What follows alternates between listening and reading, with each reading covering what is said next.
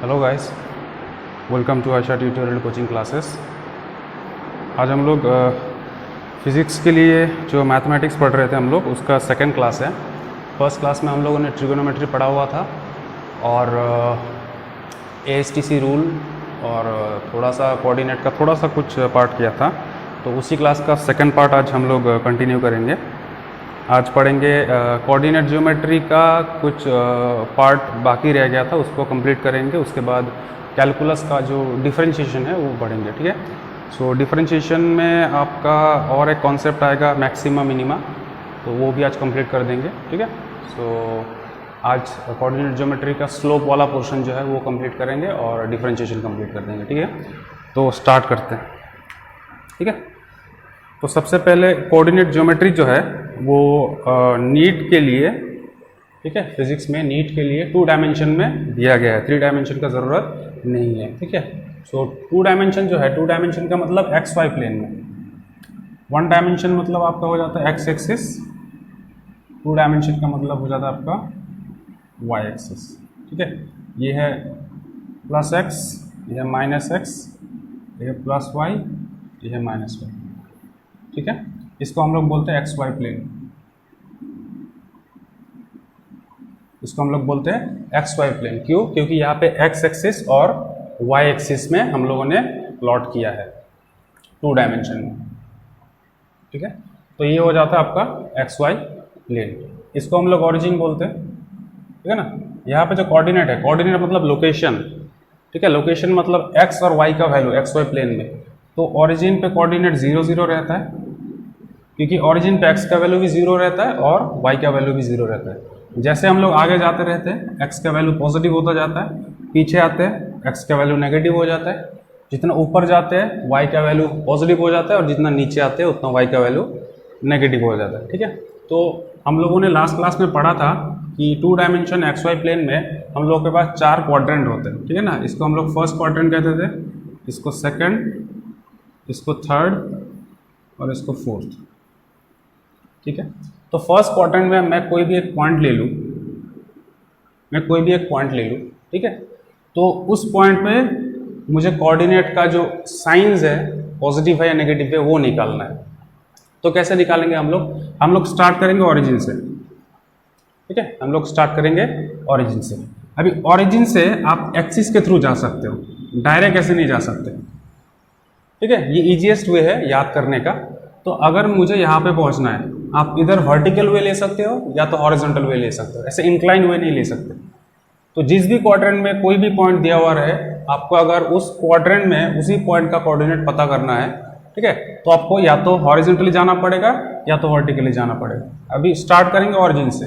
अभी ऑरिजिन से अगर मुझे यहाँ पे जाना है तो पीछे तो नहीं जा सकता मैं, या तो नीचे नहीं जा सकता, मुझे या तो आगे जाना पड़ेगा फिर ऐसे उठना पड़ेगा, या तो ऊपर जाके ऐसे राइट टर्न मारना पड़ेगा, ठीक है। तो मैं कोई भी एक चूज कर लेता हूँ। समझ लीजिए कि ये मैं यहाँ गया, ठीक है, उसके बाद यहाँ पहुँचूंगा, है कि नहीं। तो पहले यहाँ गया मतलब पॉजिटिव एक्स डायरेक्शन में गया, तो एक्स का जो कोऑर्डिनेट होगा वो पॉजिटिव होगा। फिर उसके बाद ऊपर गया, ऊपर मतलब पॉजिटिव वाई डायरेक्शन में गया, तो वाई का भी वैल्यू पॉजिटिव आएगा। मतलब फर्स्ट क्वाड्रेंट में कोई भी आप पॉइंट ले लो, ठीक है, वहाँ पे जो कोऑर्डिनेट्स होंगे उन दोनों का वैल्यू पॉजिटिव होगा, एक्स का भी पॉजिटिव होगा और वाई का भी पॉजिटिव होगा। अभी मान लीजिए कि सेकंड क्वाड्रेंट में कोई भी एक पॉइंट ले लूँ मैं, यहाँ पे मुझे पहुँचना है, कहाँ से? ऑरिजिन से। अभी ऑरिजिन से कैसे पहुँचे? ऐसे तो नहीं पहुँच सकते, इंक्लाइन मैंने बोला हुआ है, या तो ऐसे वर्टिकली जा सकते हैं या तो ऐसे हॉरिजॉन्टली जा सकते हैं। तो आप कोई भी एक चूज़ कर लो, ठीक है। पिछली बार ऐसे हॉरिजॉन्टली गए थे, इस बार ऐसे वर्टिकली जाते। तो पहले मुझे ऐसे जाना है यहाँ पे, फिर ऐसे लेफ्ट टर्न मारना, फिर ऐसे है ना। तो ऊपर गए मतलब वाई में ऊपर गए, तो वाई का जो कोऑर्डिनेट होगा वो पॉजिटिव होगा, और एक्स में क्या गए? पीछे गए मतलब नेगेटिव की तरफ गए, तो एक्स का जो होगा वो नेगेटिव होगा। पहले एक्स लिखते हैं फिर वाई लिखते हैं, ठीक है। सिमिलरली ऐसे अगर थर्ड क्वाड्रेंट में आए, कोई भी एक पॉइंट ऑरिजिन से आ जाइए, ऐसे आइए, फिर ऐसे आ जाइए, या ऐसे ऐसे भी आ सकते हो, कोई दिक्कत नहीं है। तो अगर ऐसे आए हम लोग, तो एक्स एक्सिस में नेगेटिव डायरेक्शन में आए, तो एक्स का जो वैल्यू रहेगा उसका साइन नेगेटिव रहेगा। और वाई जो है नीचे आए, वाई में भी क्या है? नीचे, नीचे मतलब नेगेटिव डायरेक्शन ऑफ वाई में, सो वाई का वैल्यू भी क्या आ जाएगा? नेगेटिव आ जाएगा, ठीक है। अभी फोर्थ क्वाड्रेंट में भी कोई एक पॉइंट चुन लो आप, ठीक है, आपको इस पॉइंट का कोऑर्डिनेट के जो वो है साइंस है वो पता करना है। तो ऑरिजिन से स्टार्ट करो, अब ऐसे जाओ, फिर ऐसे जाओ। अगर ऐसे जा रहे हो मतलब x के पॉजिटिव डायरेक्शन में जा रहे हो तो x का वैल्यू रहेगा पॉजिटिव, और नीचे जा रहे हो मतलब y के नेगेटिव डायरेक्शन में जा रहे हो मतलब y का जो वैल्यू आएगा वो हो जाएगा नेगेटिव। ठीक है, सो फर्स्ट क्वाड्रेंट में दोनों पॉजिटिव, सेकंड क्वाड्रेंट में x negative y positive, third quadrant में दोनों नेगेटिव, और फोर्थ क्वाड्रेंट में x positive and y negative. ठीक है, तो ये थोड़ा जानना पड़ेगा क्योंकि अभी आपको एक वो दे दे कि कोई भी एक पॉइंट का कोऑर्डिनेट दे दिया -6 4, आपको बोला कौन से क्वाड्रेंट में लाई करता है, तो आपको बोलना पड़ेगा कि नंबर छोड़िए, फॉरगेट द मैग्नीट्यूड, साइन देखिए यहाँ पे नेगेटिव है यहाँ पे पॉजिटिव है। सो नेगेटिव पॉजिटिव मतलब नेगेटिव पॉजिटिव मतलब सेकंड क्वाड्रेंट, मतलब ये जो है ये कोऑर्डिनेट सेकंड क्वाड्रेंट के किसी पॉइंट का है। ठीक है, ऐसे हम लोग निकालते हैं। तो ये तो बेसिक हो गया। उसके बाद जैसे मान लीजिए इसी पॉइंट पे, मान लीजिए इसी पॉइंट पे मैंने मान लीजिए कि x पे 2 मीटर ट्रेवल किया, यहाँ से यहाँ तक 2 मीटर, फिर यहाँ से यहाँ तक मान लीजिए कि 2.5 मीटर ट्रेवल किया। ठीक है, तो 2 मीटर ये पॉजिटिव x डायरेक्शन में और 2.5 मीटर पॉजिटिव y डायरेक्शन में, इसलिए दोनों पॉजिटिव। x का वैल्यू आ जाएगा 2, y का वैल्यू आ जाएगा 2.5, मतलब इसका जो कोऑर्डिनेट है इस पॉइंट का ये हो जाएगा 2,2.5। ऐसे ही बाकी सब हम लोगों का जो क्वाड्रेंट्स है उन लोगों के पॉइंट्स का कोऑर्डिनेट हम लोग निकाल सकते हैं। ठीक है, तो उसके बाद जो है स्लोप का कॉन्सेप्ट आएगा। ठीक है, 2 डायमेंशन XY प्लेन में स्लोप का कॉन्सेप्ट आएगा। तो स्लोप बेसिकली होता क्या है? स्लोप होता है आपका एक हॉरिजॉन्टल लाइन का या कोई भी एक लाइन का इंक्लिनेशन कितना है 2 डायमेंशन प्लेन में, XY प्लेन में, उसी को हम लोग स्लोप कहते हैं। ठीक है, तो स्टार्ट करते हैं।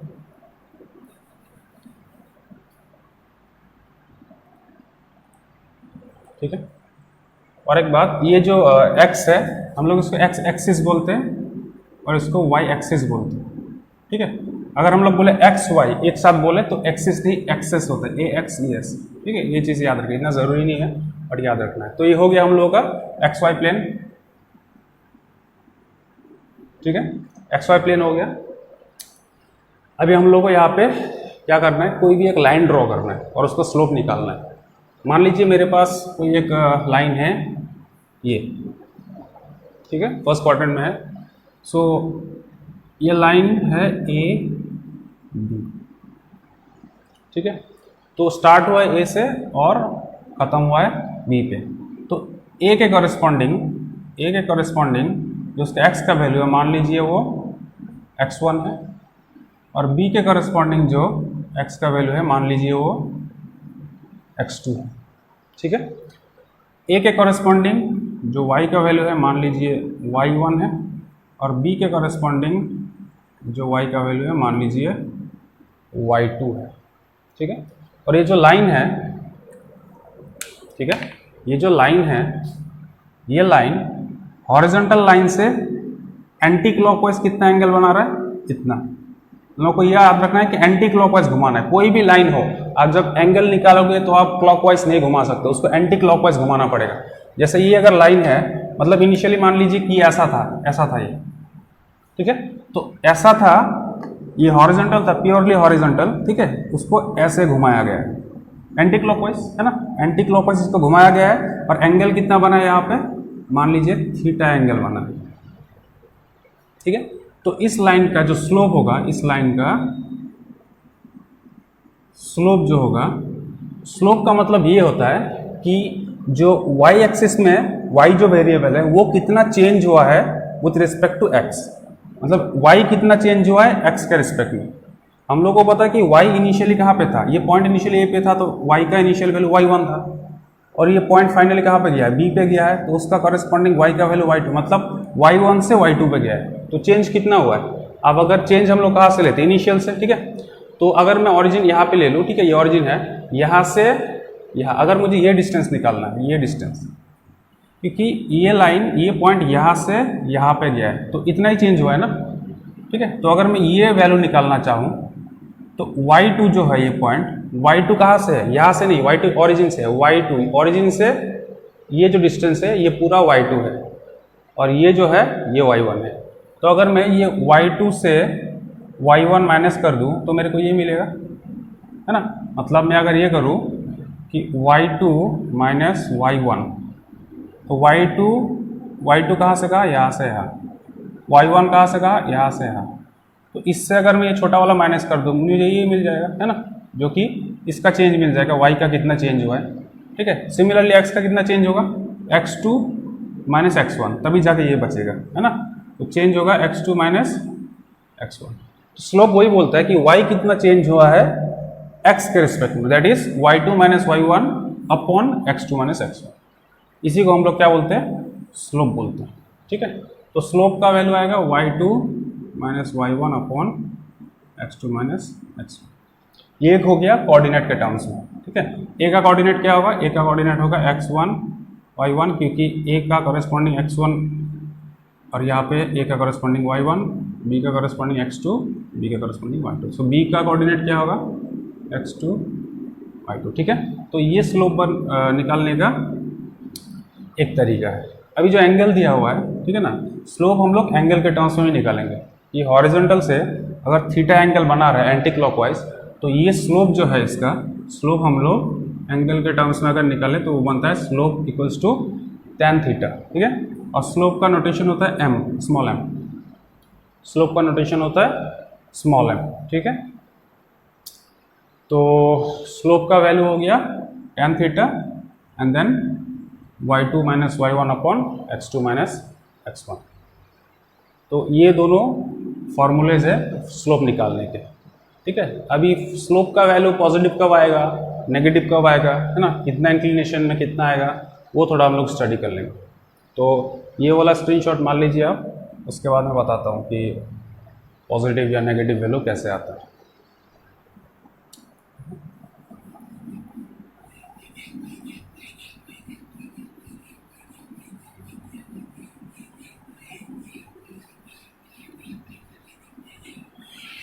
चलिए, तो मैं XY प्लेन बना लेता हूँ यहाँ पर।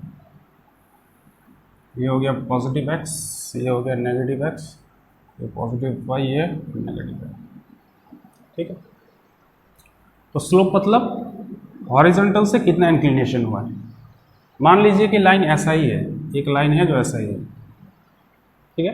तब क्या बोलेंगे कि ये तो हॉरिजॉन्टल ही है, ये तो इंक्लाइन हुआ ही नहीं है ना। कोई एक रास्ता अगर ऐसा सीधा है आपके पास, आप सीधा ऐसे जा रहे हो, तो आप उसको इंक्लाइन नहीं बोल सकते, आप उसको प्लेन बोलोगे कि हाँ ये तो प्योरली हॉरिजॉन्टल है। इंक्लाइन कब होगा, जब मैं यहाँ से जा रहा हूँ और रोड ऐसा बन जाए, तब वो इंक्लाइन बन जाएगा, है ना। तो इसमें तो इंक्लिनेशन दिख ही नहीं रहा है, और स्लोप होता ही इंक्लिनेशन, है ना। तो अगर इसमें इंक्लिनेशन नहीं है तो इसका स्लोप कितना हो जाएगा, इसका स्लोप हो जाएगा 0, ठीक है। मैथमेटिकली हम लोग प्रूफ करके देखते हैं। हम लोग को पता है स्लोप जो है m, उसका वैल्यू होता है tan थीटा, ठीक है। और एक value in terms of coordinate क्या होता है, y2 minus y1 upon x2 minus x1। Suppose ये लाइन है AB, तो ये जो लाइन है AB, इसने हॉरिजॉन्टल के साथ कितना एंगल बनाया, क्योंकि ये घूमा ही नहीं तो एंगल तो बना ही नहीं, कुछ 0 डिग्री है अभी भी, है ना। AB जो है, AB हॉरिजॉन्टल लाइन के साथ कोई एंगल नहीं बनाया। ये एंगल कब बनाएगा, जब ये एंटी क्लॉकवाइज घूमेगा। ये घूमा ही नहीं है तो एंगल कहाँ से बनेगा, है ना। सो थीटा हो जाएगा 0 डिग्री एंड tan 0 डिग्री का वैल्यू होता है 0। तो स्लोप कितना हो गया, स्लोप हो गया 0, है ना। अभी कोऑर्डिनेट के टर्म्स में देखते हैं। जब ये A था, ये पॉइंट जब A था, इसके कॉरेस्पॉन्डिंग x का वैल्यू क्या था, मान लीजिए x1। और जब B था, इसका कॉरेस्पॉन्डिंग x का वैल्यू क्या है, मान लीजिए x2, ठीक है। अब जब A था, इसका कॉरेस्पॉन्डिंग y का वैल्यू क्या है, y1। जब B था, B में भी आप देख रहे हैं कि इसका कॉरेस्पॉन्डिंग वैल्यू उसी पॉइंट पे आ रहा है, मान लीजिए y2। मतलब y1 और y2 सेम है, ठीक है। तो अगर y2 माइनस y1 है और y1 और y2 सेम है, तो इसका वैल्यू क्या आ जाएगा, सेम वैल्यू माइनस करने से क्या आ जाएगा, 0 आ जाएगा। सो अल्टीमेटली स्लोप क्या आ रहा है, 0 आ रहा है। तो प्योर हॉरिजॉन्टल लाइन जो रहेगा उसका स्लोप क्या हो जाएगा, उसका स्लोप हो जाएगा 0। मतलब थीटा जब 0 डिग्री हो जाएगा उसका स्लोप बन जाएगा 0, ठीक है। ये फर्स्ट केस है। सेकेंड केस, मान लीजिए कि ये जो लाइन है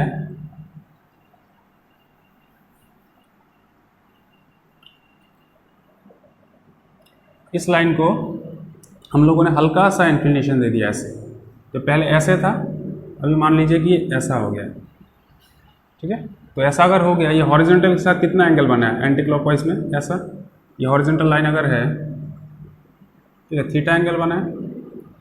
इसका तो हम लोगों ने पहले किया था, इसका x1, इसका x2, इसका y1, इसका y2, ठीक है, ये सेम है लास्ट वाला जैसा। तो इसका स्लोप कैसे निकालेंगे, slope equals to tan theta, ठीक है। थीटा का वैल्यू क्या है, थीटा का वैल्यू 0 से ज़्यादा है लेकिन 90 से कम है, मतलब थीटा का वैल्यू लाई कर रहा है किसमें,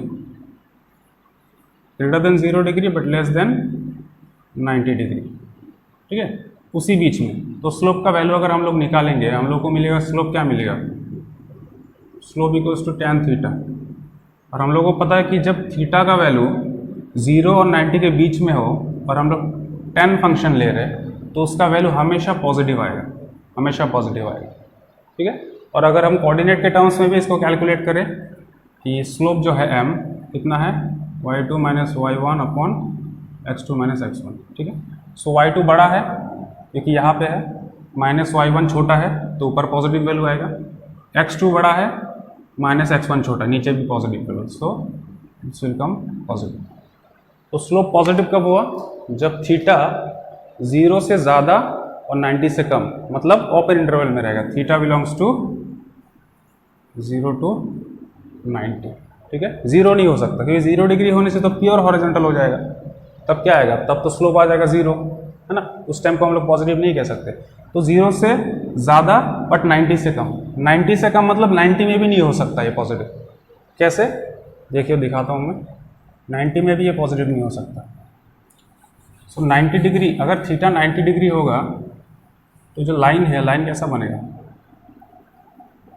कैसा बनेगा लाइन, ठीक है, ये था 0 डिग्री, ठीक है, प्योर हॉरिजॉन्टल लाइन, ये था 0 डिग्री, इसको हम लोगों ने ऐसे इंक्लाइन किया एंटी क्लॉकवाइज, 10 डिग्री, 20 डिग्री, 30, 40, 50, 60, 70, 80, 90, तो 90 मतलब ऐसा लाइन होगा, प्योरली वर्टिकल लाइन,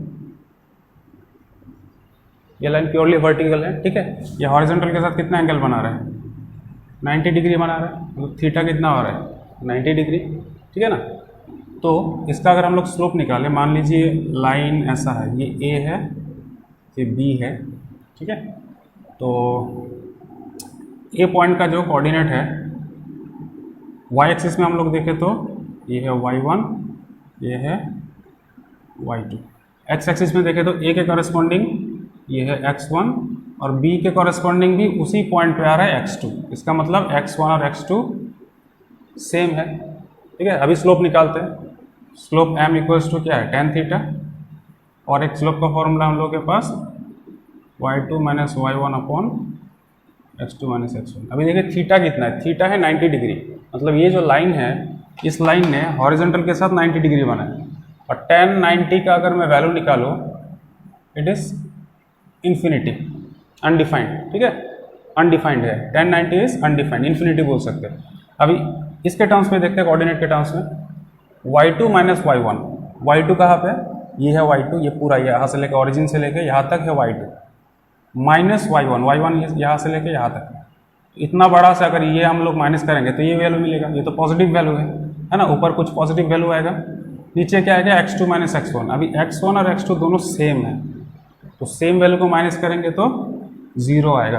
और हम लोगों को पता है कि कोई भी अगर रियल नंबर के नीचे 0 आता है तो वो इनफाइनाइट बन जाता है, कोई भी रियल नंबर के नीचे, मतलब कोई भी रियल नंबर का डिनोमिनेटर अगर 0 हो तो वो इनफाइनाइट बन जाता है। अभी बताइए, ऐसे अगर कोई रोड है सामने, मैं ऐसे जा रहा हूँ तो मुझे कोई इंक्लिनेशन नहीं दिख रहा है, तो स्लोप बन जाएगा 0। अभी ऐसे हल्का सा किसी ने रोड में ऐसा कर दिया, इंक्लाइन कर दिया, तो मैं जब जाऊंगा मुझे हल्का सा इंक्लिनेशन मिलेगा, ठीक है ना, उस टाइम में जो स्लोप आएगा वो पॉजिटिव आएगा। क्यों? क्योंकि थीटा का जो वैल्यू है वो 0 और 90 के बीच में लाई कर रहा है, greater than 0 and less than 90। अभी अगर रोड ऐसे जाते हुए ऐसे रोड आ गया मेरे पास, ठीक है, तो मान लीजिए ये कैसा स्लोप होगा, ये दिस इज इनफाइनाइट स्लोप, इतना ज़्यादा स्लोप कि गाड़ी नहीं चढ़ा सकते इसमें हम लोग, है ना। तो अगर लाइन ऐसा हो तो इस केस में स्लोप जो है वो क्या हो जाएगा, इन्फिनिटी, ये एक ही एंगल के लिए होगा जब थीटा कितना होगा 90 डिग्री। ठीक है, अभी क्या करें, अभी अगर हम लोग इस लाइन को पहले तो ऐसे था, फिर ऐसे लाए, फिर 90 किया, इसको अगर पीछे ले गए उस टाइम को क्या वैल्यू आएगा वो भी चेक कर लेते हैं।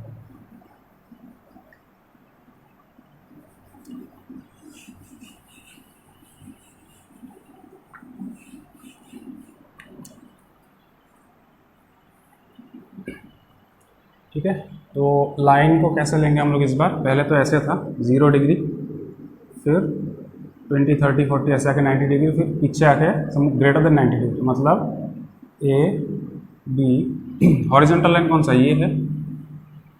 अभी एंगल कौन सा लेना है, ये वाला लेना है या ये वाला लेना है, क्योंकि अगर यहाँ से स्टार्ट करेंगे तो हम लोग को जाना पड़ेगा क्लॉकवाइज, जो कि हम लोग जाते नहीं। हम लोग क्या जाते हैं, हम लोग जाते हैं एंटी क्लॉकवाइज।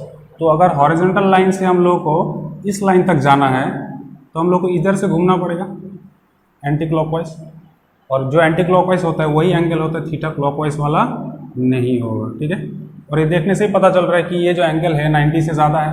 ठीक है sir, angle is greater than 90 degree. ठीक है, तो स्लोप निकालते हैं इसका। मान लीजिए ये जो पॉइंट है इसका, ये ए है, इसका इनिशियल वैल्यू है x1 और b का x2, इसका यहाँ पे इनिशियल वैल्यू y1 और b का y2। ठीक है, तो स्लोप निकालते हैं। स्लोप का वैल्यू क्या रहता है, स्लोप का वैल्यू है tan थीटा। ठीक है, और कोऑर्डिनेट के टर्म्स में निकाले तो y2 minus y1 upon x2 minus x1। अभी tan का अगर आप लोगों को कर्व पता है, tan का कर्व कुछ ऐसा होता है।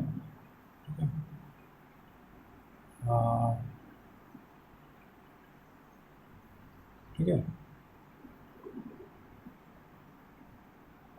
ठीक है, कर्व का ज़रूरत नहीं है यहाँ पे, कर्व देने से भी कंफ्यूजन हो जाए। ये याद रखिए कि अगर थीटा का वैल्यू 90 से ज़्यादा हो या 180 से कम हो, मतलब थीटा लाई कर रहा है किसमें, theta is lying between 90 degree and 180 degree, उस टाइम जो वैल्यू आएगा वो नेगेटिव आएगा, मतलब स्लोप जो होगा वो नेगेटिव होगा। इसका मतलब जब एंगल 90 डिग्री से ज़्यादा रहेगा या फिर 180 डिग्री से कम, अभी तो 180 डिग्री हुआ ही नहीं है, ये जब पूरा पीछे आएगा तभी 180 डिग्री बनेगा। ठीक है, तो उसी 180 डिग्री से थोड़ा सा कम और 90 से थोड़ा सा ज़्यादा, उस रेंज के बीच में कोई भी आप थीटा का वैल्यू बिठाइए tan में, तो वैल्यू आएगा नेगेटिव, तो स्लोप आ जाएगा नेगेटिव। मतलब अगर ऐसा लाइन हो तो उसको नेगेटिव स्लोप वाला लाइन बोलेंगे हम लोग। ठीक है, अभी कोऑर्डिनेट के टर्म्स में कैलकुलेट करते हैं।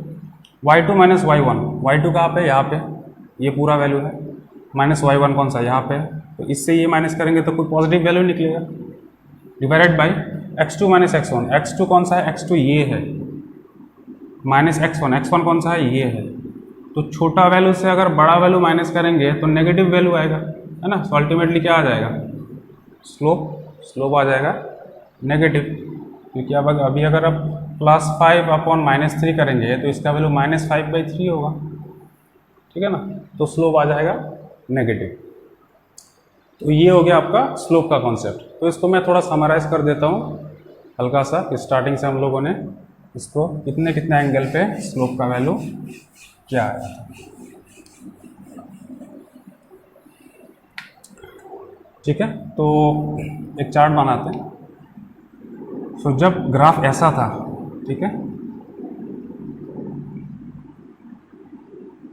जब ग्राफ ऐसा था प्योरली हॉरिजॉन्टल, स्लोप था 0, क्यों, क्योंकि थीटा भी था 0 डिग्री, थीटा 0 डिग्री, कोई इंक्लिनेशन नहीं, तो स्लोप भी हो गया 0। ठीक है, जब ऐसा था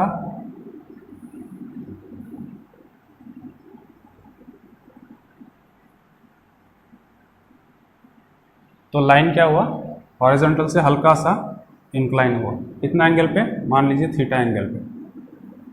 ठीक है, तो हम लोगों ने बोला था कि जब ये लाइन हॉरिजॉन्टल के साथ इंक्लाइन हो थीटा एंगल पे तो उसका पॉजिटिव वैल्यू रहता है स्लोप का। ठीक है, क्यों, क्योंकि जो थीटा है वो लाई कर रहा है किसमें, इस केस में अगर थीटा निकाले तो कोई ना कोई पॉजिटिव वैल्यू निकलेगा थीटा का, 0 से ज़्यादा और 90 से कम। तो जब थीटा का वैल्यू 0 डिग्री से ज़्यादा और 90 डिग्री से कम होगा तब स्लोप क्या होगा, स्लोप का वैल्यू होगा पॉजिटिव, कोई भी वैल्यू आ सकता है पॉजिटिव, ठीक है। और मैक्सिमम कब आएगा, अगर थीटा अगर 45 डिग्री ले लें, हम लोग को पता है कि tan 45 का वैल्यू होता है 1 और वही मैक्सिमम वैल्यू होता है, ठीक है ना। तो इसमें अगर tan थीटा ले लें हम लोग तो बन जाएगा tan 45 जिसका वैल्यू होगा 1, मतलब ऐसा एग्जैक्ट जब हॉरिजॉन्टल के साथ ये 45 डिग्री एंगल बनाएगा तब उस टाइम उसका स्लोप बन जाएगा 1, और वो ये रिप्रेजेंट करेगा कि x में जितना चेंज हो रहा है y में भी उतना ही चेंज हो रहा है। क्यों, क्योंकि अगर tan थीटा 1 हो रहा है मतलब स्लोप का वैल्यू 1 हो रहा है, इसका मतलब ये है कि y2 minus y1 upon x2 minus x1 इसका भी वैल्यू 1 हो रहा है ना। तो क्रॉस मल्टीप्लाई कीजिए, क्या आएगा, y2 minus y1 equals to x2 minus x1। इसका मतलब ये है कि y में जितना चेंज हो रहा है x में भी उतना ही चेंज हो रहा है, ठीक है। तो tan थीटा अगर 1 हो और स्लोप का वैल्यू पॉजिटिव, पॉजिटिव तो है ये 0 डिग्री और 90 डिग्री के बीच में आने से पॉजिटिव रहेगा। 45 डिग्री जो है ये भी 0 और 90 के बीच में लाई करता है, तो 45 डिग्री के लिए स्लोप आता है 1, और स्लोप जब 1 आता है उस टाइम आप ये समझिए कि change in y is equals to change in x, x y में जितना चेंज होगा x में भी उतना ही चेंज होगा, ठीक है। ये 2 हो गया। अभी जो थर्ड है वो ऐसा है, ये लाइन है A B, purely vertical. Purely vertical मतलब अगर आप जा रहे हो रास्ते में तो आपको ऐसा एक रोड मिल रहा है, ऐसे जाके ऐसे, तो हम लोगों को पता है ये तो इतना ज़्यादा स्लोप है, इसको चढ़ना बहुत मुश्किल है ना। तो स्लोप मतलब इसका इनफाइनाइट होगा। और थीटा क्या हो रहा है इस केस में, थीटा मतलब हॉरिजॉन्टल से एंटी क्लॉकवाइज घुमा के, कितना 90 डिग्री घुमा हम लोगों ने, इस केस में थीटा कितना हो रहा है 90 डिग्री, तो स्लोप कितना होता है, स्लोप होता है इनफाइनाइट या अनडिफाइंड बोल सकते हो आप, ठीक है। तो ऐसा अगर कोई ग्राफ रहे जहाँ पर प्योरली वर्टिकल लाइन दिया हो तो उसका स्लोप हो जाएगा इनफाइनाइट, ठीक है। नंबर 4, जब थीटा 90 और 180 के बीच में लाई करे, ठीक है, तो ऐसे है ये लाइन, तो 0 डिग्री 90 डिग्री ये पूरा हो जाएगा 180 डिग्री, तो 90 और 180 के बीच में यहाँ कहीं पे होगा, ठीक है, ये ए ये बी। इस केस में अगर हम लोग थीटा निकालें, थीटा क्या होगा, greater than 90 degree but less than 180 degree, और tan थीटा हो जाएगा नेगेटिव, क्योंकि आप 90 और 180 के बीच में कोई भी थीटा का एंगल ले लो, लेके tan में पुट कर दो, उसका जो आंसर आएगा वो नेगेटिव आएगा। और tan थीटा मतलब क्या है, tan थीटा मतलब स्लोप, तो स्लोप भी क्या आ जाएगा, नेगेटिव आ जाएगा, ठीक है। तो इस केस में स्लोप क्या आ जाएगा, नेगेटिव आएगा। तो ये आपका बेसिकली स्लोप का कॉन्सेप्ट है, ठीक है। तो इसको लिख लीजिए, ये स्लोप का कॉन्सेप्ट आपका ख़त्म हो गया, इसमें और कुछ है नहीं।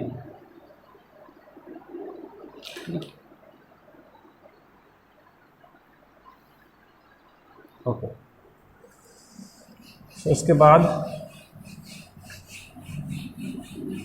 ये इक्वेशन ऑफ लाइन जो है, इक्वेशन ऑफ ए लाइन, ठीक है, वो मतलब उसका ज़रूरत है यहाँ पे, ठीक है। आपको बेसिक जो स्लोप इंटरसेप्ट फॉर्म में हम लोग जो इक्वेशन ऑफ लाइन लिखते हैं, जैसे एक्स वाई प्लेन है, यहाँ पे ऐसा एक लाइन है, ठीक है, तो जनरल जो रहता है इक्वेशन वो रहता है y equals to m x plus c, ये रहता है, ठीक है। m जो है ये स्लोप है, इस लाइन का स्लोप पॉजिटिव है, यहाँ तो पता चल रहा है पॉजिटिव है क्योंकि 0 और 90 के बीच में लाई कर रहा है। और ये जो c है इंटरसेप्ट, c क्या होता है, ये जो लाइन है, ये लाइन जो है, ठीक है, समझ लीजिए यहाँ से है और यहाँ तक जा रहा है, ये a ये b, तो ये लाइन y एक्सिस में जहाँ पे कट कर रहा है उस पॉइंट से लेकर ऑरिजिन तक का जो डिस्टेंस है उसको हम लोग इंटरसेप्ट बोलते हैं, ठीक है। और ये लाइन कहीं पे भी आप हॉरिजॉन्टल लाइन बनाइए, एंगल तो सेम ही होगा, थीटा थीटा थीटा सब एंगल सेम है, तो उसी एंगल का tan निकालिए, वो बन जाएगा स्लोप, तो वो स्लोप, ठीक है। सो y और x टर्म में हम लोग अगर एक इक्वेशन ऑफ लाइन बनाए, ठीक है, जहाँ पे स्लोप और इंटरसेप्ट दोनों रहे, तो बन जाएगा y equals to m x plus c, जिसको हम लोग स्लोप इंटरसेप्ट फॉर्म बोलते हैं, ठीक है। तो ये अभी इसका ज़रूरत है नहीं, हम लोग बेसिक स्लोप का अगर आइडिया है तो हम लोग कोई भी, ये सब एक्चुअली क्वेश्चन मोशंस में ज़्यादा आता है, मोशन इन स्ट्रेट लाइन, ठीक है, वहाँ पे ये सब स्लोप का यूज़ ज़्यादा होता है, तो इसलिए स्लोप का कॉन्सेप्ट बहुत इंपॉर्टेंट है। अभी कैलकुलस जो है, ठीक है, कैलकुलस में हम लोग इंटीग्रेशन, डिफरेंशिएशन, ठीक है, और बीच पे लिमिट। तो ये जो लिमिट है इसको ऐसे मतलब एक टॉपिक बना के स्टडी करने का ज़रूरत नहीं है। ये जब हम लोग डिफरेंशिएशन पढ़ेंगे उस टाइम में लिमिट का कॉन्सेप्ट थोड़ा समझा दूंगा, ठीक है। सो इंटीग्रेशन बाद में पढ़ेंगे हम लोग, आज डिफरेंशिएशन थोड़ा स्टडी करेंगे और उसी के बीच में मैं थोड़ा सा लिमिट का कॉन्सेप्ट डाल दूंगा, ठीक है। तो स्टार्ट करते हैं डिफरेंशिएशन से।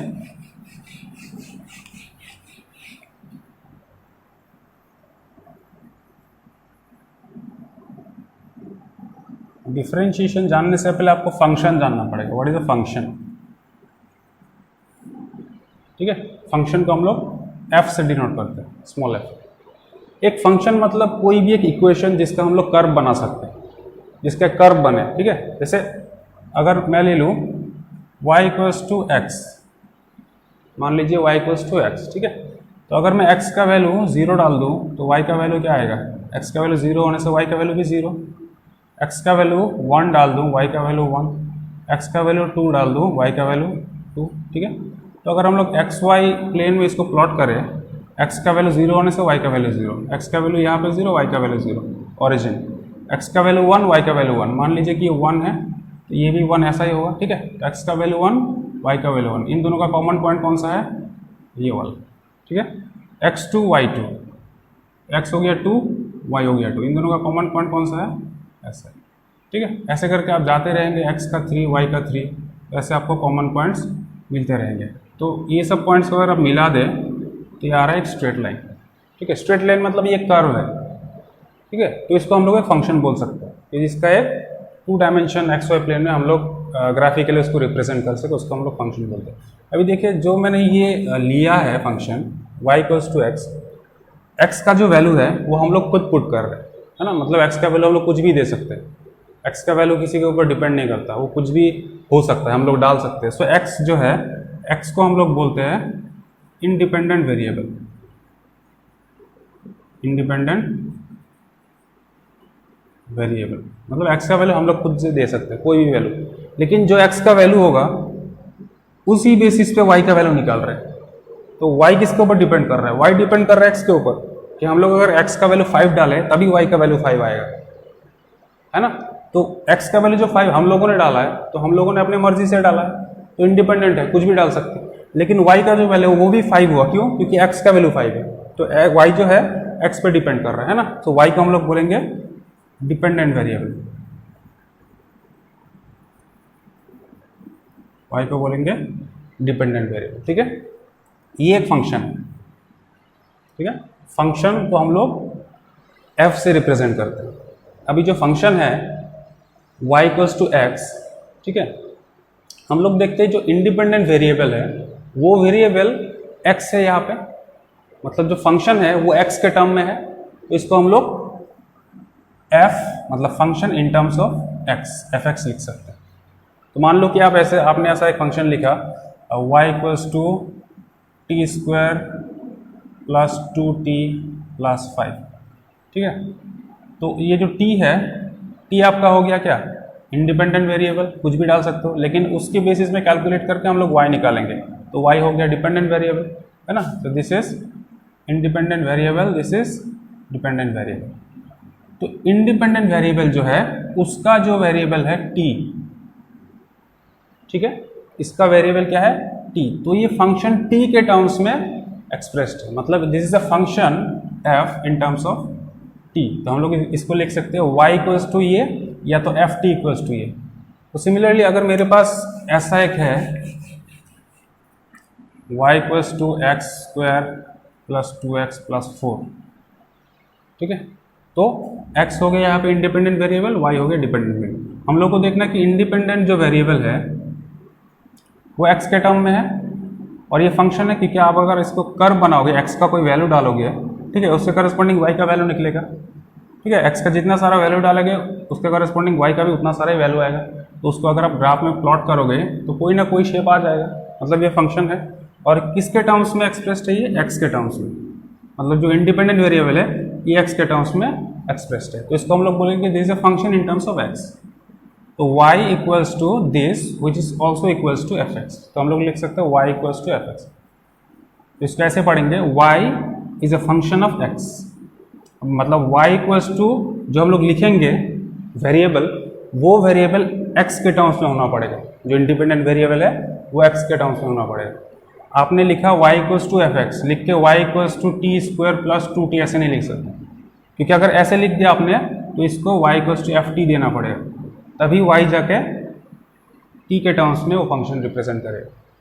ठीक है, तो ये तो हो गया आपका बेसिक फंक्शन, हाँ फंक्शन का आइडिया। तो एक फंक्शन को हम लोग डिफरेंशिएट करते हैं, ठीक है। डिफरेंशिएशन का बेसिक मीनिंग होता है कि तोड़ना, ठीक है। तो यहाँ पे मैथमेटिकली हम लोग अगर देखें कोई भी एक फंक्शन, मान लीजिए कि y equals to x square plus 2x, ठीक है।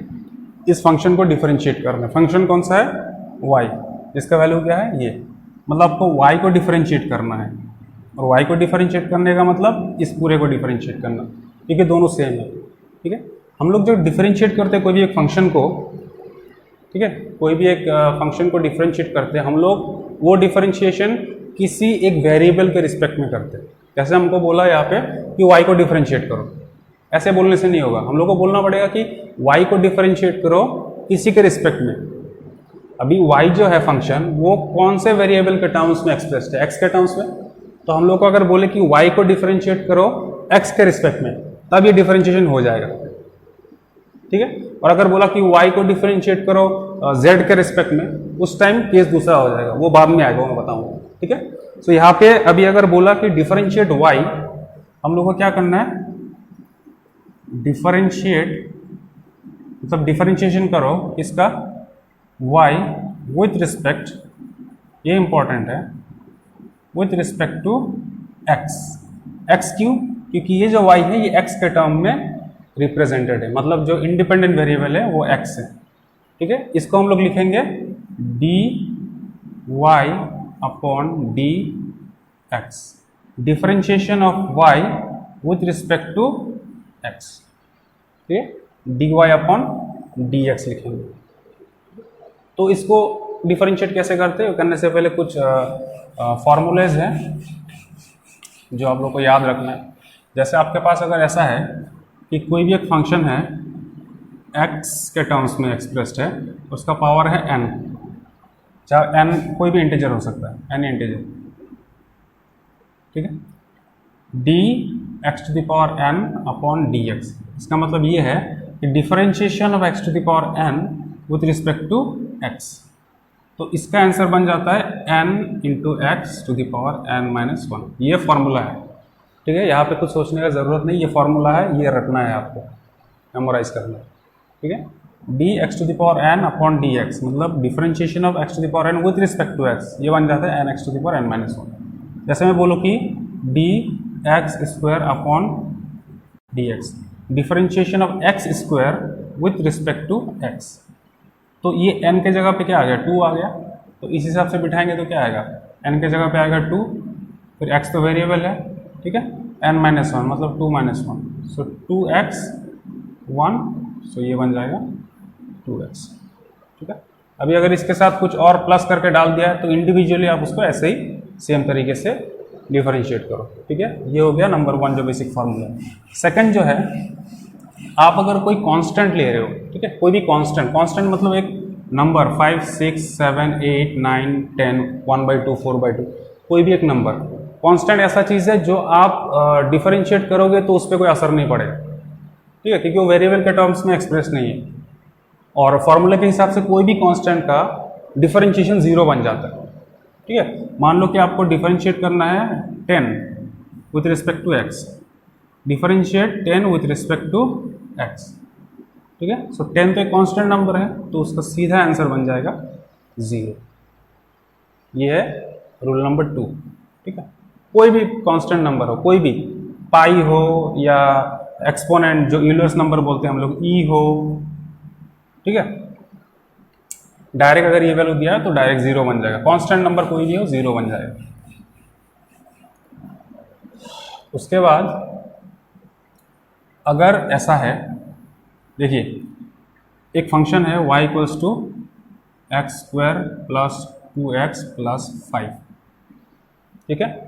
यहाँ पे x क्या है, x है इंडिपेंडेंट वेरिएबल, y जो है y है डिपेंडेंट वेरिएबल, ठीक है। x का वैल्यू हम लोग कुछ भी डालें उसके करस्पॉन्डिंग y का कुछ वैल्यू आ जाएगा, और उसको अगर हम लोग प्लॉट करें तो एक्स वाई प्लेन में कोई कर्व आ जाएगा किसी भी शेप का, ठीक है। अभी ये जो एक्स स्क्वायर है, ठीक है, इसके आगे तो 1 है, हम लोग लिखते नहीं, तो उसको हम लोग कोएफिशिएंट बोलते हैं, ठीक है। उसको हम लोग कोएफिशिएंट बोलते हैं। किसका कोएफिशिएंट? एक्स स्क्वायर का कोएफिशिएंट। तो सिमिलरली जो 2 है ये 2x का कोएफिशिएंट बनेगा, ठीक है ना। और ये जो 5 है इसके साथ तो कोई x है ही नहीं, है ना, कोई रियल x है ही नहीं, तो इसको डायरेक्ट हम लोग क्या बोलेंगे, कांस्टेंट, ठीक है। तो ये हो गया कांस्टेंट। x क्या है? x है वेरिएबल, ठीक है, x है वेरिएबल, इंडिपेंडेंट वेरिएबल बोल सकते हैं, ठीक है। तो अगर आपको बोला कि डिफरेंशिएट ऐसा एक फंक्शन को करना है जहां पे कांस्टेंट भी है और वेरिएबल भी एक साथ, ठीक है, अलग अलग नहीं, एक साथ। मान लो कि y equals to 5x square, तो 5 तो कांस्टेंट है और x स्क्वायर मतलब x तो वेरिएबल है, ठीक है। अभी आप ऐसे नहीं कर सकते कि 5 कांस्टेंट है, 5 को डिफरेंशिएट करके 0 कर दो, x स्क्वायर वेरिएबल है उसको अलग से डिफरेंशिएट, ऐसे नहीं, ठीक है। तो अगर आपको बोला कि इसको डिफरेंशिएट करना है, मतलब इसको डिफरेंशिएट करना है dy अपॉन dx, इसका मतलब ये है कि differentiation of y with respect to x, है ना। सो y के जगह पे हम लोग लिख सकते हैं, d तो रहेगा, y की जगह पे लिख सकते हैं 5x स्क्वायर अपॉन dx, ठीक है। जब एक साथ रहेंगे दोनों, प्रोडक्ट रहेगा, तो उस कांस्टेंट को हम लोग बाहर ले सकते हैं, ठीक है। अभी इस कांस्टेंट को हम लोग बाहर ले सकते हैं, इसको बाहर ले लिया, बचा क्या, एक्स स्क्वायर बचा। तो आप एक्स स्क्वायर को डिफरेंशिएट करो, और हम लोगों के पास फॉर्मूला तो था कि d d x of x to the power n होता है n x to the power n minus 1, ठीक है। तो 5 को कांस्टेंट रखो, so d d x of x to the power n के जगह पे ये है, ठीक है। तो इनटू क्या करो, ये फॉर्मूला के हिसाब से बिठाओ, एन है 2 एक्स एन माइनस 1 मतलब 2 माइनस 1, सो 5 इंटू 2 एक्स पावर 1 है, 5 2 10x, ये बन जाएगा 10x, ठीक है। ये हो गया जब ऐसा टाइप का नंबर रहे कि एक वेरिएबल है उसके साथ एक कोएफिशिएंट है, ठीक है, उसको बाहर लेना पड़ता है। नंबर 4 जो है एक्सपोनेंशियल फंक्शन, जैसे मान लीजिए कि e to the power x, ठीक है। अगर आपको बोला कि इसको डिफरेंशिएट करो with respect to x, differentiate e to the power x with respect to x, तब इसका आंसर सीधा e to the power x आता है। e to the power x का डिफरेंशिएशन में भी e to the power x आता है और इंटीग्रेशन में भी e to the power x आता है। लेकिन अगर e to the power x ना देके e to the power ax दे दिया, जहाँ पे एक कांस्टेंट है, कांस्टेंट मतलब एनी नंबर 5 4 3 2 कोई भी नंबर हो सकता है, तो इसका जो आंसर होगा, ये कांस्टेंट जो है, ये कांस्टेंट बाहर लेके आप बाकी जो भी है उसको पूरा लिख सकते हैं, ये फंक्शन। मतलब फॉर एग्जांपल मैं अगर दे दूं कि d d x of e to the power 5x, ठीक है, इसको हम लोग क्या कर सकते हैं, ये a के जगह पे है, कांस्टेंट है, तो 5 बाहर, बाकी e to the power 5x, ठीक है, ऐसे कर सकते हैं। ये एक्चुअली ऐसे नहीं किया जाता, ये एक्चुअली चेन रूल से किया जाता है, ठीक है। तो चेन रूल अभी वो सब पढ़ाने का ज़रूरत नहीं है। अभी नीट के या जेई के फिजिक्स में अगर ऐसा कोई क्वेश्चन आए तो आप सीधा ऐसे लिख सकते हो कि कांस्टेंट को बाहर लेके, ठीक है। इसका बेसिकली चेन रूल होता है, चेन रूल से कराना पड़ता है इसको, वो आप देख सकते हो, इतना वो नहीं है। चेन रूल अभी कराने जाऊँगा तो बहुत टाइम लगेगा, ठीक है। ये हो गया डिफरेंशिएशन के कुछ फॉर्मूला। अच्छा, अगर दो फंक्शन प्रोडक्ट में है या दो फंक्शन डिवीजन फॉर्म में है, जैसे मान लो कि u एक फंक्शन है, v एक फंक्शन है, u इंटू वी, दो फंक्शन है प्रोडक्ट, यहाँ पे एक फंक्शन, यहाँ पे एक फंक्शन, उसका डिफरेंशिएशन करना है विथ रिस्पेक्ट टू x, ठीक है। इसका फॉर्मूला है, आप एक बार u को कॉमन ले लो, लेके डिफरेंशिएट करो v with respect to x, plus v को कॉमन ले लो, डिफरेंशिएट करो u with respect to x, ये एक फार्मूला है। और अगर आपके पास u अपॉन v है, डिवाइड या डिवीजन के फॉर्म में है, आपको डिफरेंशिएट करना है इस फंक्शन को विद रिस्पेक्ट टू एक्स।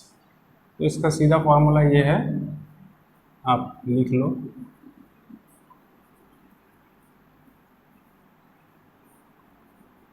ठीक है, अब इसको उठा लो फॉर्मूला, ये बस मेमोराइज करना है आपको।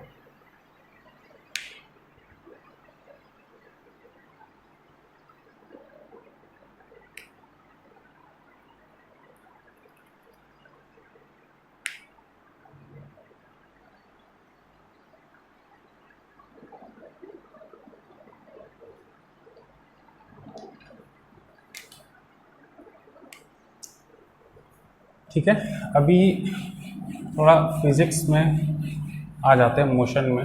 ठीक है, मोशन का एक एग्जांपल ले लेता हूँ मैं। जैसे हम लोग जब बोलते हैं dy/dx, ठीक है, इसका मतलब ये होता है कि differentiation of y with respect to x। ठीक है ना। अभी ये जो वैल्यू है, ये जो dx है, ये बहुत छोटा वैल्यू रहता है, और ये dy जो है ये भी बहुत छोटा वैल्यू रहता है, मतलब जो चेंज है वो बहुत छोटा होता है। ठीक है, अभी मैं अगर एग्जांपल ले लूँ कि मान लो यहाँ पे एक बॉडी है, ये कोई आदमी है। ठीक है, यहाँ से इसने स्टार्ट किया, ये दौड़ना शुरू किया यहाँ से। ठीक है, ए पॉइंट से स्टार्ट किया और ये बी पॉइंट पे जाके रुक गया। मान लो कि इसने 10 मीटर ट्रेवल किया है और उसको टाइम लग गया यहाँ से यहाँ आते हुए 5 सेकेंड। ठीक है, तो इस बॉडी का जो डिस्प्लेसमेंट है, डिस्प्लेसमेंट क्या होता है कि एक बॉडी का इनिशियल पोजीशन और एक बॉडी का फाइनल पोजीशन, उन दोनों को हम लोग रेफरेंस में लेते हुए उसके बीच का डिफरेंस निकालते हैं। ठीक है, जैसे ये बॉडी यहाँ पे है इनिशियली, फाइनली कहाँ पे, यहाँ पे।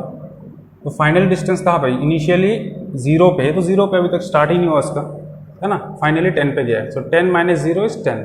ये है, ये इसका डिस्प्लेसमेंट है, 10 मीटर डिस्प्लेस हुआ है वो। और इतना डिस्प्लेसमेंट में क्या टाइम कितना लगा है, 5 सेकेंड। सो डिस्प्लेसमेंट को मान लीजिए आप s से रिप्रेजेंट करो, इतना डिस्प्लेस हुआ है 10, और टाइम को t से। तो मैं बोल सकता हूँ कि इसका जो चेंज हुआ है, ठीक है, तो चेंज हुआ है, इसके पोजीशन का जो चेंज हुआ है, ठीक है, वही तो उसका डिस्प्लेसमेंट है ना। पोजीशन का चेंज ही तो उसका डिस्प्लेसमेंट है। तो चेंज को हम लोग डेल्टा से रिप्रेजेंट करते हैं। ठीक है, ये बड़ा चेंज है, फाइनाइट चेंज है, एक finite good amount of value है ये। ठीक है, सो डेल्टा एस मतलब चेंज इन एस, मतलब change in position, change in displacement. Initially इसका डिस्प्लेसमेंट क्या है, यहाँ पे वहीं पे था, तो 0। तो फाइनल कहाँ पे गया, 10 मीटर गया, है ना। तो फाइनल और इनिशियल के बीच में डिफरेंस कितना है, डिस्टेंस कितना है, 10 मीटर। तो उसी को हम लोग चेंज इन डिस्प्लेसमेंट बोलेंगे विथ रिस्पेक्ट टू टाइम। यहाँ से जब स्टार्ट किया था टाइम कितना था, 0 सेकेंड, और यहाँ पे जब पहुँचा उसको टाइम लग गया 5 सेकेंड। ठीक है, चेंज इन टाइम को डेल्टा टी बोलते हैं, क्योंकि 5 second is a finite value. ठीक है ना। तो इसको हम लोग बोलेंगे change in displacement with respect to time. Displacement का चेंज टाइम के रिस्पेक्ट में। ठीक है, किसी भी एक बॉडी का डिस्प्लेसमेंट का चेंज टाइम के रिस्पेक्ट में जब हम लोग निकालते हैं तो वही चीज उस बॉडी का वेलोसिटी होता है। क्या होता है, वेलोसिटी होता है। ठीक है, तो ये वेलोसिटी बोल सकते हो या आप इसको एवरेज वेलोसिटी बोल सकते हो, सेम ही है। ठीक है, इसको वेलोसिटी, एवरेज वेलोसिटी बोला जाता है। लेकिन आप मान लो कि ये जो टाइम पीरियड है, ये जो टाइम पीरियड है, ये डेल्टा टी जो है, इसको हम लोगों ने बहुत छोटा कर दिया। ठीक है, छोटा मतलब ऐसे समझ लो कि यहाँ से यहाँ आने में ये जो चेंज है, स्मॉल चेंज, इसमें कितना टाइम लगा उसको, यहाँ पे डेल्टा टी लगा हुआ है, तो ये चेंज जब यहाँ से यहाँ जा रहा था तब उसको टाइम कितना लगा होगा, कुछ ना कुछ चेंज तो आया होगा, लेकिन जो चेंज है वो बहुत स्मॉल है। ठीक है, मतलब ये जो डेल्टा टी है इसका वैल्यू क्या हो रहा है, बहुत छोटा हो रहा है, बट इतना भी छोटा नहीं कि 0 हो जाए। ठीक है, उस टाइम लिमिट का कॉन्सेप्ट आ जाएगा, हम लोग उसको उसका लिमिट कर देते कि हाँ इतने के बीच में वो रहेगा। मान लो कि डेल्टा टी जो है ये 0 नहीं हो रहा है। ठीक है, ये 0 नहीं हो रहा है लेकिन बहुत छोटा वैल्यू हो रहा है, मतलब it is moving towards 0 but it is not exactly 0। तो इसको हम लोग बोलेंगे delta t tends to 0। Delta t tends to zero, और जब delta t tends to zero आएगा उसमें हम लोग लिमिट का कॉन्सेप्ट लाएंगे, क्योंकि उसका जो वैल्यू है उसको हम लोगों ने लिमिट कर दिया कि इतना वैल्यू में रहेगा वो। ठीक है, तो यहाँ पे आप इसको ऐसे लिख सकते हो। पहले क्या था, पहले था हम लोगों के पास delta s upon delta t equals to velocity मान लो v। ठीक है, सो डेल्टा टी जब टेंड्स टू जीरो हो जाएगा, मतलब delta s upon delta t. ठीक है, ये तो आपका था पहले का। ठीक है, यहाँ पे हम लिमिट डाल देते हैं, limit delta t tends to zero. ठीक है, जो टाइम गैप है वो बहुत छोटा है, इतना छोटा कि जीरो के कहीं आसपास है, नॉट एग्जैक्टली जीरो, तो इसलिए हम लोग बोलते हैं इसको delta t tends to zero, zero की तरफ जा रहा है। उस टाइम को इस थोड़ा सा चेंज में, डिस्प्लेसमेंट में हल्का सा चेंज होगा, है ना। वो अगर पहले डेल्टा एस था तो वो और चेंज हो जाएगा, छोटा हो जाएगा, है ना। अगर डेल्टा टी छोटा हो रहा है, डेल्टा टी जब इतना बड़ा था तब चेंज इन डिस्प्लेसमेंट इतना था, जब डेल्टा टी इतना होगा तो डिस्प्लेसमेंट चेंज भी इतना ही होगा ना। तो वो जो कम हो जाता है वैल्यू, उसको हम लोग डेल्टा से नहीं स्मॉल डी से लिखते हैं, d s upon t t, मतलब limit delta t tends to zero, delta s upon delta t is equals to d s by d t, मतलब small change in displacement upon small change in time. मतलब एक particular instant में, एक instant में मान लो बहुत 0.1 second, उसी instant में कितना चेंज हो डिस्प्लेसमेंट, डी एस। ठीक है, और वो जो वेलोसिटी देगा उसको हम लोग इंस्टैंटेनियस वेलोसिटी बोलेंगे। इंस्टैंटेनियस वेलोसिटी मतलब उसी इंस्टेंट में उसका वेलोसिटी कितना है। जैसे अभी अगर मैं मानूं ये पूरा अगर कैलकुलेट करूं, डेल्टा एस कितना हुआ है चेंज, 10 मीटर, और टाइम कितना लगा पूरा 5 सेकेंड, सो ये 2 हो जाएगा। तो इसका वेलोसिटी क्या है, 2 मीटर पर सेकंड। ये 2 मीटर पर सेकंड जो है ये इसका एवरेज वेलोसिटी, यहाँ से लेके यहाँ जाने में उसका एवरेज वेलोसिटी कितना है, 2 मीटर पर सेकंड, मतलब हर एक पॉइंट पे वो 2 मीटर पर सेकंड से जा रहा था। ठीक है, और ये इंस्टेंटेनियस वेलोसिटी जो है वो किसी भी एक टाइम पीरियड, किसी भी एक पॉइंट का, ये जब यहाँ पे था, ठीक है, उस टाइम उसका वेलोसिटी कितना था, उस इंस्टेंट पे उसका वेलोसिटी कितना था, तो वही चीज़ इंस्टेंटेनियस वेलोसिटी कहलाता है, ये कॉन्सेप्ट है। ठीक है, तो जब delta t tends to zero हो जाएगा तो डी टी बन जाएगा, और वो वैल्यू हम लोगों को इंस्टेंटेनियस वैल्यू देगा। ठीक है,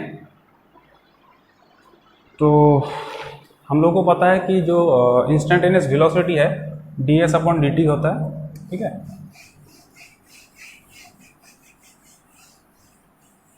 तो change in displacement upon change in time velocity देता है। वैसे ही change in velocity with respect to time, या change in velocity with change in time को हम लोग एक्सेलरेशन बोलते हैं। ठीक है, अब अगर एक्सेलरेशन को ए से डिनोट करोगे और आप फिर एक्सेलरेशन का चेंज निकालोगे टाइम के साथ, तो देता है जर्क। ठीक है, तो ये आपका सिलेबस में ज़रूरी नहीं है इसका जर्क, आप बस एक्सेलरेशन तक याद रखो। मतलब जो डिस्प्लेसमेंट है उसको टाइम के रिस्पेक्ट में करोगे उसका चेंज, तो वेलोसिटी आएगा, तो वेलोसिटी को टाइम के रिस्पेक्ट में चेंज करोगे तो एक्सेलरेशन आएगा। ठीक है, तो ऐसे बनता है चीज़। तो डिफरेंशिएशन का फॉर्मूला मैंने दे दिया, और यहाँ पे कुछ प्रॉब्लम भी बता दूँ। मान लो कि ऐसा एक दिया क्वेश्चन कि किसी भी एक बॉडी का जो डिस्प्लेसमेंट है एस, वो टाइम के टर्म्स में दिया हुआ है, एक इक्वेशन दिया हुआ है, एक फंक्शन दिया हुआ है टाइम के टर्म्स में। मान लो कि टी स्क्वायर प्लस 1 एक बॉडी है। ठीक है, ये बॉडी मूव कर रहा है, और इसका जो डिस्प्लेसमेंट है ये टाइम के टर्म्स में क्या दिया हुआ है, इतना। पहले तो इक्वेशन देखिए, इसका मतलब क्या है कि अगर मैं t के जगह 1 रखूँ, इनिशियली तो इसका टाइम कितना था, 0, स्टार्ट ही नहीं किया उसने अपना जर्नी। तो जब t इक्वल्स टू 1 होगा, ये यहाँ से यहाँ पे कहीं पे आ जाएगा, ये समझ लो t इक्वल्स टू 1 सेकेंड में यहाँ से आप इसका पोजीशन चेंज होगी, और t का वैल्यू अगर 1 डाले यहाँ पे तो हम लोग को मिलेगा 1 स्क्वायर प्लस 1 दैट इज 2। तो s का वैल्यू क्या आ जाएगा, 2 मीटर। तो डिस्प्लेस कितना हुआ ये, 2 मीटर। लेकिन हम लोग को डिस्प्लेसमेंट निकालने नहीं बोला, हम लोग को बोला है कि वेलोसिटी निकालो उसका। ठीक है, तो वेलोसिटी निकालना है, कैसे निकालेंगे, हम लोग को पता है कि डिस्प्लेसमेंट का जो चेंज होता है टाइम के साथ, उसी को हम लोग वेलोसिटी बोलते हैं। ठीक है ना। मतलब डिस्प्लेसमेंट का change with respect to time क्या होता है, हम लोग इंस्टेंटेनियस लेंगे, ठीक है, small value ds upon dt, मतलब डिस्प्लेसमेंट का change with respect to time. तो यहाँ पर डिफरेंशिएशन का कॉन्सेप्ट लग जाएगा, क्यों? क्योंकि आपके पास फंक्शन है, आपके पास फॉर्मूला है, तो आप इसके यहाँ पे बिठा सकते हो डी डी ऑफ एस है, एस मतलब डिस्प्लेसमेंट, डिस्प्लेसमेंट का वैल्यू है टी स्क्वायर प्लस 1। तो मैंने बोला था कि फंक्शन अगर अलग अलग से दिया हुआ है, प्लस माइनस से अलग किया हुआ है, तो उसको इंडिविजुअली डिफरेंशिएट करो, ठीक है। तो डी डी टी एक बार करेंगे टी स्क्वायर का, प्लस डी डी टी एक बार करेंगे 1 का। तो अगर d d x of x to the power n, अगर n x to the power n minus 1 हो सकता है, तो d d t of t to the power n भी n t to the power n minus 1 हो सकता है, ठीक है। ज़रूरी नहीं कि हम लोग वेरिएबल को हर बार एक्स के टर्म्स में रिप्रेजेंट करें, टी भी हो सकता है, जेड भी हो सकता है, कुछ भी हो सकता है variable. So d d t of T मतलब ये जो टी वेरिएबल है इसको डिफरेंशिएट करना है कि टी की रिस्पेक्ट में, तो हो जाएगा, है ना। जैसा वेरिएबल अगर उसी की रिस्पेक्ट में करेंगे तो हो जाएगा। तो फॉर्मूले के हिसाब से बिठाएंगे तो हो जाएगा ये n, so n t to the power n minus 1 plus ये तो कांस्टेंट है, सीधा डायरेक्ट 0 हो जाएगा। तो क्या हो रहा है 2t। तो हम लोगों ने क्या निकाला, change in displacement upon time. Displacement होता है मीटर और टाइम होता है सेकंड। समझ लो यहाँ पे दिया हुआ है कि जो डिस्प्लेसमेंट वो मीटर में है और टाइम सेकंड में, ठीक है। सो इसका जो वैल्यू आएगा वेलोसिटी का इंस्टेंटेनियस वो आ जाएगा 2t मीटर पर सेकंड। अभी बोला है इसका वेलोसिटी निकालो जब टाइम इसका 3 सेकंड है, मतलब जब घड़ी का कांटा चल रहा है, ठीक है, वो आदमी मूव कर रहा है 1 2 3, उस पोजीशन पे जब टाइम 3 सेकंड हुआ, घड़ी का कांटा 3 सेकंड में पहुंचा, उस टाइम पे उसका वेलोसिटी निकालना है। सीधा ये करेंगे कि t के जगह पे हम लोग 3 डाल देंगे। सो अगर वेलोसिटी t के जगह 3 डालो तो 2 × 3 बन जाएगा 6 मीटर पर सेकंड। तो इस इक्वेशन के हिसाब से उस बॉडी का वेलोसिटी 6 मीटर पर सेकंड रहा होगा जब वो 3 सेकंड खत्म, जस्ट हुआ है खत्म 3 सेकंड, उस टाइम पे उसका जो पोजीशन रहा होगा उस टाइम पे, मान लो कि आपने उसका फोटो खींच लिया उस टाइम, ठीक है, 3 सेकंड हुआ और आपने उसको फोटो खींच लिया, तो उस फोटो में जो उसको वेलोसिटी रहेगा वो 6 मीटर पर सेकंड रहेगा, ठीक है। तो ऐसे ये तो इजी क्वेश्चन है बहुत, और डिफिकल्ट क्वेश्चन आ सकता है, बट अगर आपको एस दे दे डिस्प्लेसमेंट और टाइम के टर्म्स में दे दे तो आपको वेलोसिटी निकालने बोले तो D s upon d T. अगर आपको ऐसा दे दे कि वेलोसिटी दे दिया टाइम के टर्म्स में, बोला एक्सेलरेशन निकालो, तो हमको पता है कि एक्सेलरेशन क्या होता है, वेलोसिटी का change with respect to time. So इसको d v upon d t, मतलब वी तो ये है, इसको डिफरेंशिएट करो टाइम के रिस्पेक्ट में, एक्सेलरेशन आ जाएगा, ठीक है।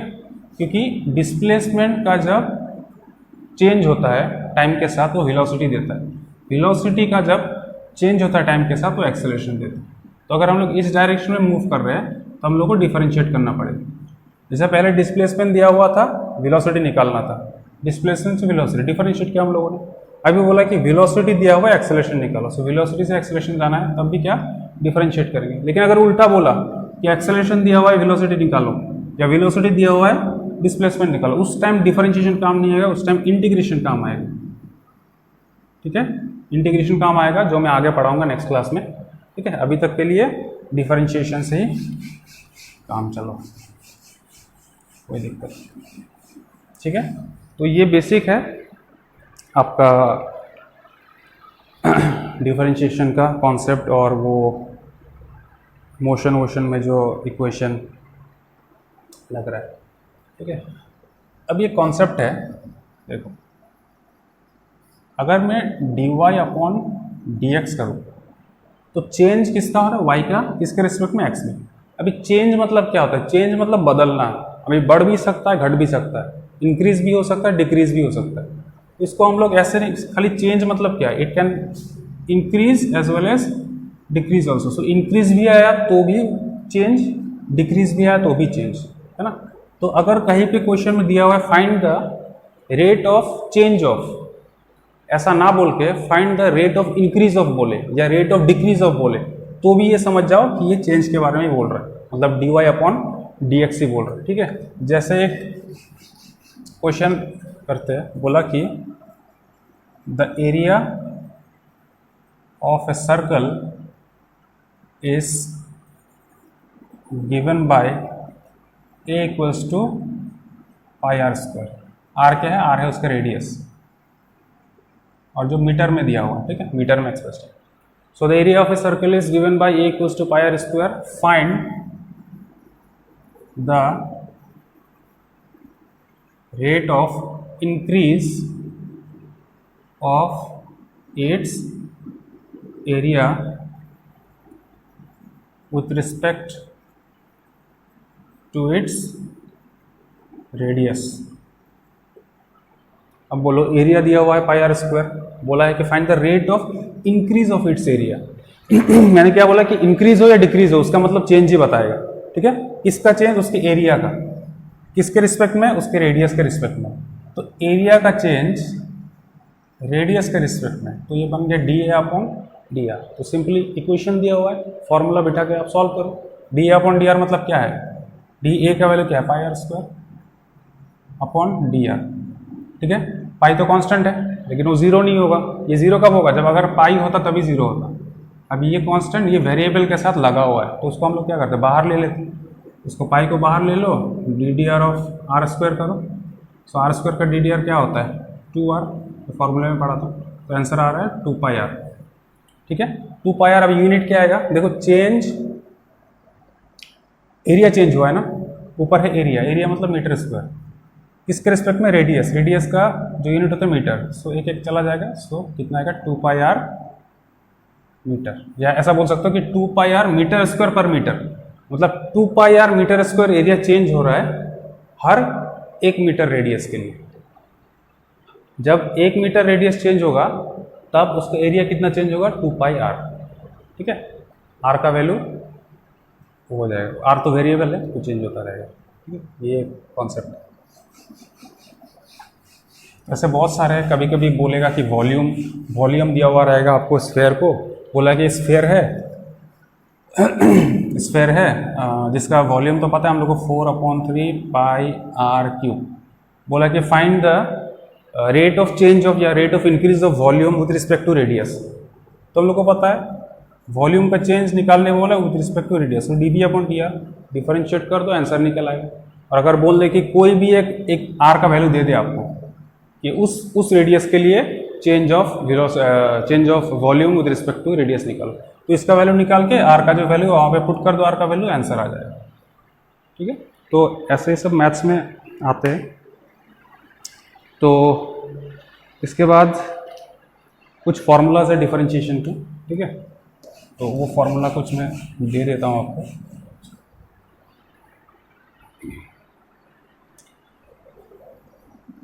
चलो, ये कुछ फॉर्मूला लिख लो। Differentiation of sine x with respect to x होता है cos x.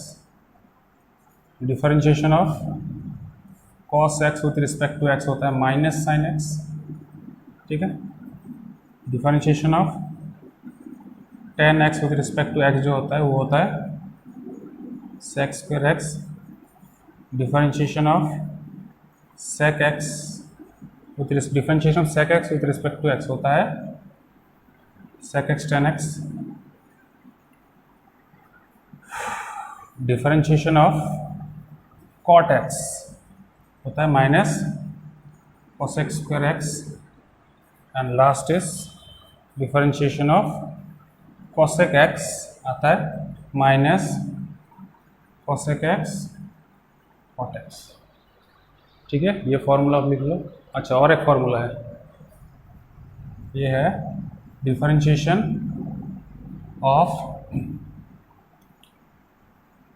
Log x, base e है, ठीक है। लॉग एक्स का फॉर्मूला है 1/x। ये सारे फॉर्मूलेज हैं, आप लिख लो, ठीक है।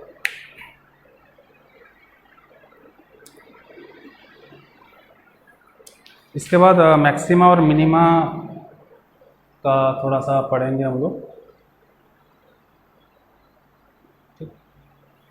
मैक्सिमा मिनिमा ज़्यादा बड़ा नहीं है, छोटा सा ही टॉपिक है, तो उसको हम लोग नेक्स्ट क्लास में कवर करेंगे। मैक्सिमा मिनिमा के साथ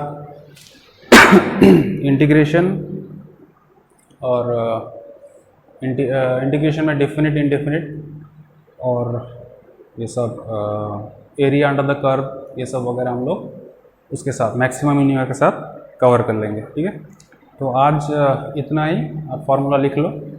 नेक्स्ट क्लास में मिलेंगे तो हम लोग इंटीग्रेशन करेंगे, मैक्सिमा मिनिमा करेंगे, और एप्लीकेशन ऑफ इंटीग्रल कुछ है जो क्वेश्चंस आते हैं कभी फिजिक्स में, ठीक है, तो वो सब हम लोग करेंगे, ठीक है। Thank you.